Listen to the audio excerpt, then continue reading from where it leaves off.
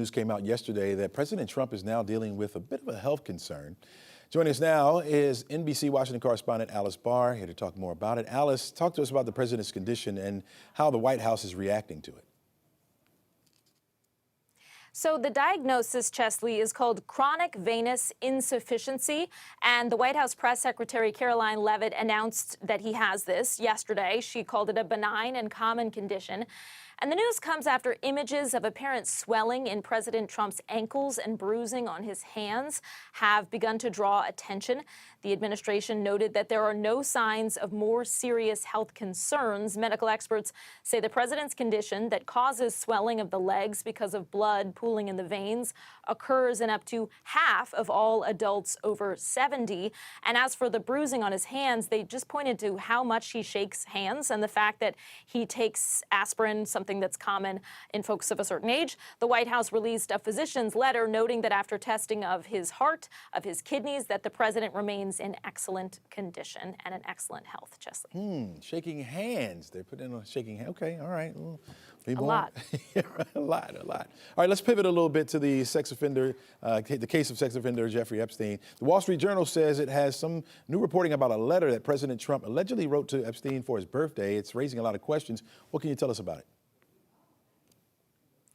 Yeah, this is a real talker, and we should say right away that NBC News has not seen or verified this letter, but the Wall Street Journal says it reviewed it and reports that it was in a leather-bound album put together by the Epstein associate Ghislaine Maxwell for his 50th birthday back in 2003. The letter contains typewritten text framed by the outline of a naked woman appearing to be hand-drawn in heavy marker. The text is a script of an imaginary conversation. In it, now President Trump says, quote, "We have certain things in common, Jeffrey," and it ends with the message, "Happy birthday, may every day be another wonderful secret." President Trump is calling this a fake letter, writing that, quote, "These are not my words, not the way I talk. Also, I don't draw pictures." The president now says he is going to sue Rupert Murdoch and the Wall Street Journal for putting this reporting out. So it's just raising a lot more questions. And apparently this is something that has been in some of the files that have been part of the Epstein investigation. The full files still, the Trump supporters, MAGA world, are still pressing for the whole thing to be released. Yeah. Sounds like Congress is ready to take some action. What's the latest on the move from the Republicans and from Capitol Hill? Yeah, so overnight, the House committee voted to advance a measure that's a resolution calling for more documents to be released in the case. They want to be on record with that. And President Trump himself has now made a new order to Attorney General Pam Bondi, telling her to produce any and all pertinent grand jury testimony subject to court approval in this case. And Pam Bondi quickly responded, saying that she would ask the court to move as soon as today to unseal those transcripts.